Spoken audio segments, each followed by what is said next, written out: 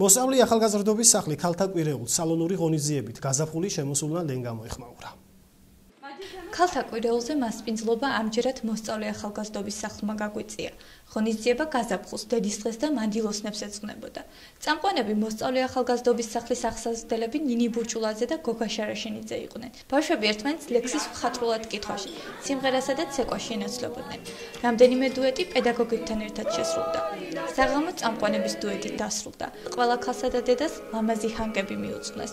ღონისძიებას სხვა ოფიციალურ პირებთან ერთად ოზურგეთის მუნიციპალიტეტის გამგებლის მოვალეობის შემსრულებელი კოტე შარაშენიძე ესწრებოდა. დღევანდელი ღონისძიება მართლაც რომ ძალიან კარგად ჩატარდა. მე ერთ-ერთი მონაწილე წამყვანი ვიყავი ამ ღონისძიების და ეს ღონისძიება ეძღვნებოდა ქალბატონებს.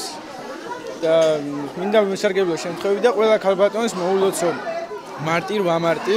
ძალიან კმაყოფილი ვარ მართლაც რომ არაჩვეულებრივი ღონისძიება იყო და კიდევ ერთხელ მიულოცავ ყველა მანდილოსანს დღევანდელ დღეს და ხარაბცი ყოველივე საუკეთესოს ვუსურვებ მათ. მინდა უსურვო ყველას ქალბატონს გაზაფხულივით მარადისი სიცოცხლე, სილამაზე, უღრუბლოცა, ბედნიერი ოჯახის თავქალობა, ახლა უკვე გვიანია. სდიოცაში მისი სულის მტრედებს, სანამ დედა ცოცხალია, მოეფერებ დედებს.